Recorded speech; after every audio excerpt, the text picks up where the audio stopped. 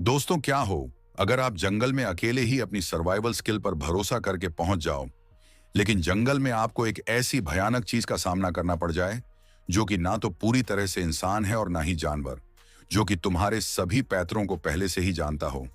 तो इस कहानी की शुरुआत डक नाम के एक आदमी को दिखाते हुए, और यह एक वाइल्ड लाइफ फोटोग्राफर होने के साथ एक शो भी होस्ट करता था जिसका नाम है मैन वर्सेस, जिसमें डक जंगल के दूर दराज इलाकों में अकेला जाकर वहां पर सरवाइव करना सिखाता है। और इस शो के 2 सीजन पहले ही रिलीज हो चुके हैं। कई सारे लोगों ने शो पसंद भी किया, लेकिन इस शो में कई सारी ऐसी बातें थीं जिसके चलते बड़े टीवी शोज ने इसे नहीं खरीदा। और अब यह लोग तीसरा सीजन शूट करने वाले हैं, और अगर इसे भी किसी चैनल ने नहीं खरीदा तो डक के साथ उसकी टीम भी कंगाल हो जाएगी। यानी कि डक और उसकी टीम मुश्किल हालातों से गुजर रही है। तो इसीलिए डक और उसकी टीम ने उत्तरी कनाडा के जंगलों में जाने का फैसला किया, जहां पर कि सरवाइव करना काफी मुश्किल होता है। खैर, अब रात में डक अपने घर से निकलता है। डक की बेटी ने उसके लिए एक वीडियो मैसेज रिकॉर्ड किया था, ताकि जब डक जंगलों में अकेला हो तो वह इस वीडियो को देखकर अच्छा महसूस करे। खैर, अब डक की टीम भी यहाँ पर आर्मी लेकर पहुंच जाती है, जिसके बाद ये अपने टूर गाइड से मिलने के लिए निकल पड़े, क्योंकि वह इलाका बहुत खतरनाक था और बिना टूर गाइड के उस इलाके में जाना खतरनाक हो सकता है। यहाँ पर इनकी मुलाकात डंकन से हुई, जो कि इनका टूर गाइड है और इसी इलाके में रहता है। इसके बाद ये लोग डक और उसकी टीम को एक बोट से जंगल में ले जाते हैं, और वहां पर डक को अकेले 5 दिन गुजारने होंगे, जिसके बाद उसकी टीम उसे वापस लेने आएगी। और अगर यहाँ पर डक को कोई दिक्कत हुई तो उसे एक सैटेलाइट फोन दिया गया, जिससे वह तुरंत अपने दोस्तों को कांटेक्ट कर पाए, और इन 5 दिनों में डक को अपनी सर्वाइवल फुटेज रिकॉर्ड करनी है। खैर, अब यह लोग थोड़ा आगे बढ़े ही थे कि तेज बारिश शुरू हो गई। डंकन उसे समझाता है कि भाई, अगर यहाँ रहना है तो इन सारी चीजों का सामना करना होगा। और अब यह लोग डक को जंगल के किनारे पर छोड़कर वापस चले आते हैं। अब उनके जाने के बाद ही डक ने अपना कैमरा शुरू किया और यहीं से शो की शुरुआत कर दी। इसके बाद डक अपना बैग खोलकर सामान चेक करने लगा, और उसका प्लान यही था कि बैग में मौजूद चीजों से ही वो 5 दिन तक इस जंगल में सरवाइव करेगा। अब उसे अपने सोने का इंतजाम करना था, तो वह थोड़ी चढ़ाई करके एक ऊंची जगह पर आ गया, जहां पर वो सोने के लिए एक शेल्टर बनाने वाला था। और यह सब उसे सूरज ढलने से पहले पहले ही करना होगा। इसीलिए वो शेल्टर बनाने के लिए टूटे पेड़ से कुछ लकड़ियां ले आया, लेकिन काम शुरू करते ही लकड़ी का एक छोटा टुकड़ा उसके नाखून में घुस जाता है, जो कि उसे काफी दर्द देता है। लेकिन वह लकड़ी के टुकड़े को बाहर निकाल देता है, और शेल्टर भी बनकर पूरी तरह से तैयार था। और रात होने में कुछ ही वक्त बाकी था, और अब इसे आग का इंतजाम करना है, ताकि रात में यह जंगली जानवरों से सेफ रह सके। आग जलाने के लिए वह एनर्जी ड्रिंक की बोतल का इस्तेमाल करता है। उसके मेटल वाले हिस्से को घिसकर आग जलाने लगता है। आधे घंटे तक इसे घिसने के बाद सूरज की डायरेक्शन में रख दिया, ताकि सूरज की किरणें उससे रिफ्लेक्ट होकर लकड़ियों पर पड़े, और उसका यह प्लान काम कर भी गया। उसकी आग जल जाती है। खैर, अब थोड़ी देर में रात हो जाती है, और डक अपने सैटेलाइट फोन से अपने साथियों को कॉल करता है, जो कि मस्त अपनी पार्टी कर रहे थे। और ये जानकर डक को थोड़ा दुख भी हुआ कि यहाँ पर मेरी हालत खराब हो रही है और ये लोग मजा कर रहे हैं। लेकिन फिर भी डक को ये बात माननी पड़ी कि चलो यार, कोई नहीं, मेरा काम ही ये है। खैर, अब किसी तरह से आग की गर्मी से वह वहां पर सो जाता है। लेकिन आधी रात में एक बड़ा सा धमाका हुआ, जिससे डक भी जाग जाता है, क्योंकि उसे भी यह महसूस हुआ। लेकिन फिर भी वो इसे इग्नोर करके फिर से सो जाता है। उसे लगा कि शायद कोई भूकंप वगैरह होगा। लेकिन जब सुबह में उसकी आंख खुली तो उसने देखा कि जंगलों को चीरती हुई कोई चीज नदी में आकर गिरी है, जिस वजह से जमीन हिल गई थी। जल्दी से डक भागकर उस जगह पर पहुंचा, और यहां आकर उसने देखा कि पानी की सभी मछलियां मर गई हैं, जिसका मतलब था कि पानी में कोई जहरीली चीज गिरी थी, शायद कोई जहरीला मिट्योर। लेकिन इससे डक का ही फायदा हुआ। उसे कंटेंट के साथ खाने के लिए मछलियां भी मिल गईं। लेकिन तभी डक की नजर एक भेड़िए पर पड़ी। वह नदी के किनारे तो आया, लेकिन उसने कोई भी मछली नहीं खाई, और वह डर के मारे यहां से भाग गया। जिससे डक समझ जाता है कि भेड़िए ने जरूर कुछ ऐसा महसूस किया जो मैं नहीं कर पा रहा, जिसका मतलब था कि मछलियों को खाना सेफ नहीं है। इसलिए अब इसे कुछ और करना होगा।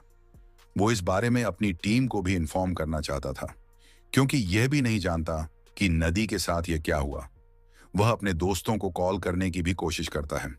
लेकिन अब सैटेलाइट फोन भी काम नहीं कर रहा था, जिससे डक को पूरा यकीन हो जाता है कि रात में जरूर कोई मिट्योर गिरा है, जिससे नेटवर्क भी चले गए। अब यहां पर दिक्कत यह थी कि डक तो रात से ही भूखा था, तो उसे शिकार तो करना ही होगा। तो इसीलिए उसने एक जगह पर आकर 3 ट्रैप्स लगा दिए, ताकि किसी जानवर का शिकार कर सके, और आसपास के कुछ फुटेजेस लेने लगा। खैर, अब शाम होने पर वह वापस ट्रैप्स को चेक करने आया, और खुशकिस्मती से उसके 2 ट्रैप में 2 रैबिट फंस गए थे। लेकिन जब उन्हें उठा रहा था तो उसका लगाया हुआ कैमरा अपने आप ही गिर गया। डक को लगा कि शायद यह वही भेड़िया होगा, इसलिए वह जल्दी से अपना कैमरा उठाकर वहां से निकल गया। अब उन्हें खाने के लिए उन खरगोश को साफ करना था, इसलिए वह अपने कैंप से थोड़ा दूर जाकर खरगोश को साफ करने लगा, ताकि भेड़िए उसके कैंप से दूर रहे। और यह सब वह अपनी ऑडियंस के लिए रिकॉर्ड भी कर रहा था। खैर, अब यह सारा काम करने के बाद वह फिर से अपनी टीम को कांटेक्ट करने की कोशिश करता है, लेकिन सैटेलाइट फोन तो काम ही नहीं कर रहा था। जिसके बाद उसने अपना पर्सनल फोन चेक किया, जो कि इसे इसकी बेटी ने दिया था, लेकिन नेटवर्क इसमें भी नहीं थे। अब डक उस फोन में अपनी वाइफ की वीडियो देखने लगा, जिससे उसे काफी हिम्मत मिली। लेकिन तभी डक ने फिर से जंगल में वह अजीब आवाजें सुनी। ऐसा लग रहा था जैसे कोई छिपकर उसे देख रहा हो। डक को डर था कि कहीं भेड़ियों का झुंड आकर मुझ पर हमला ना कर दे, तो वह जल्दी से अपना खाना खा लेता है, ताकि वह वहां से आगे बढ़ सके। अब उसके बाद जो दूसरा रैबिट था, वह उसे आगे नहीं ले जा सकता था, इसलिए वह अपने व्यूअर्स को ऐसा तरीका बताता है जिससे उसका खाना बचा रहे। वो अपने खाने को रस्सी से बांधकर पेड़ से लटका दिया, ताकि कोई जानवर उस तक पहुंच ही ना सके। खैर, अब थोड़ी देर में रात हो जाती है, और वह दोबारा कैंप तक पहुंचकर वहां अकेले चेस खेलने लगा। लेकिन तभी डक को फिर से वह अजीब आवाजें आने लगी। वह आसपास देखने की कोशिश करता है, लेकिन कोई भी नहीं दिखता। लेकिन डक फिर से उन आवाजों को इग्नोर करता है। इसी बीच हमने देखा कि कोई उसका खाना उतार कर ले जा रहा है, यानी कि यह जो भी भयंकर चीज है वह कोई जानवर तो नहीं है, क्योंकि इतना दिमाग जानवरों में नहीं होता।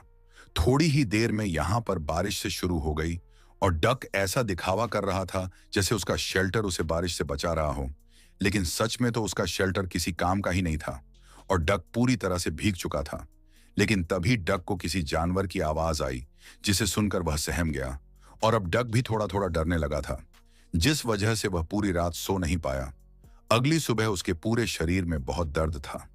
नींद पूरी ना होने की वजह से उसे काफी दिक्कत हो रही थी। अपने मन ही मन में वह यह सारी चीजें छोड़ना चाहता था, लेकिन डक जानता था कि अगर वह यह नहीं करेगा तो उसका घर कैसे चलेगा, और यह शोज के लिए जरूरी है। इसलिए वह खुद के और अपने परिवार के लिए अपनी तकलीफ भुलाकर दोबारा काम पर लग गया। वो अपना कैमरा लेकर अपना नाश्ता लेने जाता है, तो पता है कि पहले ही किसी ने वह चुरा लिया है। अब यह देखकर तो डक और भी घबरा गया, क्योंकि वह जानता था कि कोई जानवर यह काम नहीं कर सकता। इसलिए वह दोबारा सैटेलाइट फोन उठाकर अपने दोस्तों को कॉल करने लगा, लेकिन फोन काम ही नहीं कर रहा था। हिम्मत करके डक ने दोबारा से ट्रैप बनाए, और जब उन्हें चेक करने गया तो यह देखकर उसे बड़ी हैरानी हुई कि उसके ट्रैप्स से पहले ही किसी ने उसका शिकार निकाल लिया है। यानी कि यह क्या भला है जो उसका खाना चुरा रही है। तभी डक ने देखा कि ट्रैप के नीचे एक अजीब सा काला लिक्विड है, जिसके अंदर से रोशनी निकल रही थी। यह देखकर उसके होश उड़ गए। वह जल्दी से वापस से कैंप पर आ गया, लेकिन अब यहां पर उसका सैटेलाइट फोन भी नहीं था। इससे भी ज्यादा हैरानी की बात यह थी कि उसके चेस्ट पर किसी ने अपनी बाजी चली थी। वह भी बड़ी होशियारी से। यह देखकर डक को यकीन हो गया कि वो इस जंगल में अकेला बिल्कुल नहीं है, जो उसके साथ खेल खेल रहा है, और ऐसा हो सकता है कि यह कोई उसका संगी फैन हो। यह बात सोचकर वह थोड़ा रिलैक्स हुआ और दोबारा अपना कैमरा ऑन कर लिया, क्योंकि उसे शो के लिए कंटेंट भी तो चाहिए था। खैर, अब वो रात में सोने से पहले जस्ट में अपनी अगली चाल चलता है। खैर, अब अगली सुबह वो इस जगह को छोड़कर आगे बढ़ जाता है, क्योंकि उसे दूसरी जगह अपना कैंप लगाना था। आगे जाकर उसे एक पहाड़ी मिली, जिसके सहारे उसने एक नया शेल्टर बना लिया। यहां पर वो आग भी जला लेता है, और अब उसे चाहिए था खाना, इसीलिए वह मछलियों का शिकार करने का सोचता है। लेकिन पानी में उसे एक भी मछली नहीं मिली, इसीलिए वह जंगल में घूमकर कोई जानवर ढूंढने लगा। लेकिन आगे जाकर उसके होश उड़ गए, क्योंकि किसी ने उसी की तरह एक शेल्टर बनाया था, और उसकी उसी कैन से आग भी जलाई थी, जैसा कि डक ने अपनी वीडियो में सिखाया था। अब यह बात तो पक्की थी कि कोई इसकी नकल कर रहा है, लेकिन कौन? अब डक को शक होता है कि जरूर उसका कोई फैन कर रहा है। लेकिन तभी उसकी नजर सैटेलाइट फोन पर पड़ी। अब यह देखकर तो डक और भी डर गया, और तभी उसकी नजर यहां पड़े खरगोश और भेड़िए की लाश पर पड़ी। और भेड़िए को भी वैसे ही साफ किया गया था जैसे डक ने अपनी वीडियो में बताया था। अब डक जल्दी से जाकर एक पत्थर के नीचे छिप गया, लेकिन तभी उसकी नजर यहां पर बने एक ट्रैप पर पड़ी, जैसे उसने अपनी वीडियो में बनाया था। और यह ट्रैप काफी ज्यादा बड़ा था, इसीलिए समय रहते डक यहां से निकल गया। ये देखकर तो डक बहुत ज्यादा डर गया और वह वापस अपने कैंप की तरफ भागा। यहां आकर डक की नजर फिर से अपने चेस बोर्ड पर पड़ी, और यहां पर फिर से किसी ने अपनी अगली चाल चली थी। और यह चाल ऐसी थी कि इसे तो मात्र डक भी नहीं दे सकता था। खैर, अब कोई और रास्ता ना होने की वजह से वो यहीं कैंप पर रुकने का फैसला करता है। उसने अपने कैंप के चारों तरफ 3 कैमरा लगा दिए, ताकि अगर यहां कोई आए तो रिकॉर्ड हो जाए। लेकिन उसके सोते ही किसी ने वो तीनों कैमरा नीचे गिरा दिए, और सुबह होने पर जब डक ने यह देखा तो वह और भी डर गया, क्योंकि यहां पर वो बिल्कुल भी सेफ नहीं था। हालांकि उसे अभी तक कोई नुकसान नहीं पहुंचा था, लेकिन आगे पहुंच भी सकता है। ये जो कोई भी था काफी सनकी लग रहा था। अब डक को जल्द से जल्द यहां से किसी भी तरह से निकलना था, क्योंकि ये जो भी चीज है वह डक के हर एक कदम पर नजर रख रही है। अब एक बार फिर से डक अपने शो के लिए कुछ फुटेजेस से रिकॉर्ड करता है, लेकिन तभी एक तेज वेव आकर उससे टकरा गई, जिससे डक दूर नदी में जा गिरा।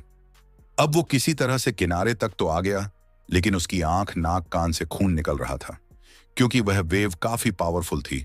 फिर डक अपने कपड़े निचोड़कर उन्हें दोबारा पहन लेता है और वहां से भागने लगता है। अब वो किसी भी तरह से यहां से निकलना चाहता है, लेकिन तभी डक भागते हुए एक गहरे गड्ढे में गिर गया। वह बेहोश होने ही वाला था, लेकिन तभी उसने ऊपर देखा। वहां पर कोई जरूर था जो डक को देख रहा था।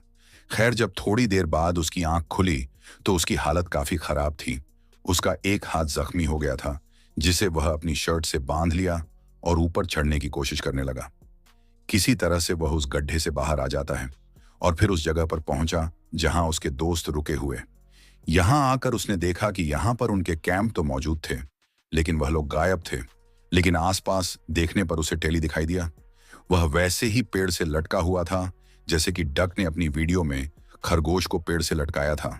डक जल्दी से टेली को पेड़ से नीचे उतारता है, और वह अभी जिंदा था और डक को भी मदद चाहिए थी। इसीलिए वह जल्दी से कैंप के अंदर जाकर रेडियो से कांटेक्ट करने की कोशिश करता है, लेकिन वो रेडियो भी डेड था साहब। जल्दी से डक जैसे ही मेडिकल किट लेकर बाहर आया तो उसका सामना उसी सनखी दरिंदे राक्षस से हुआ, जो कि कोई इंसान नहीं था बल्कि एलियन था। और उस रात यह एलियन ही जंगल को चीरते हुए धरती पर आया था। और क्योंकि वह सबसे पहले इंसानों के तौर तरीके सीखने की कोशिश कर रहा था, इसीलिए उसने डक को नहीं मारा। यहां पर डक के टीम मेंबर्स की लाशें भी थीं, जिनकी स्किन उतार दी गई थी, और यह सब काफी खौफनाक था। अब डक को देखते ही उस एलियन ने दोबारा अपने मुंह से वह वेब निकाली, लेकिन इस बार डक जल्दी से बचकर वहां से भाग गया। और इस बार उसने एक प्लान बनाया।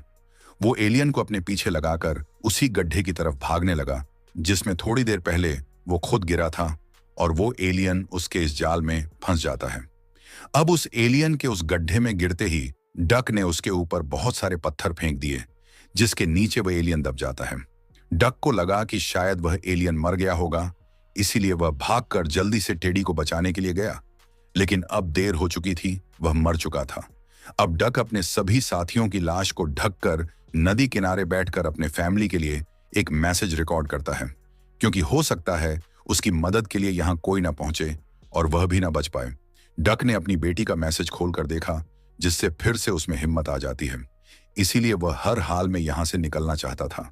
इसीलिए सबसे पहले उसने अपने जख्मों पर बैंडेज लगाए, जिसके बाद वह कैंप के अंदर मैप को देखता है और पाता है कि डंकन का घर यहां से सिर्फ 6 किलोमीटर की दूरी पर है। और डक बिना हिम्मत हारे आगे बढ़ने लगा, और रात होते हुए वह उसके घर तक जा पहुंचा। लेकिन यहां घर पर कोई भी नहीं था, लेकिन टीवी पर एक न्यूज चल रही थी। और दोस्तों, यहां पर एक काफी बड़ा शॉकिंग ट्विस्ट रिवील होता है, जिससे हमें यह पता लगता है कि वो एलियन सिर्फ उस जंगल में लैंड नहीं हुआ था, बल्कि उसके जैसे लाखों एलियन पृथ्वी पर लैंड हुए हैं। और अब तक दुनिया के सभी ज्यादातर बड़े शहर बर्बाद हो चुके हैं। इसलिए सरकार जल्दी से लोगों को शहरों से दूर जाने के लिए कह रही है।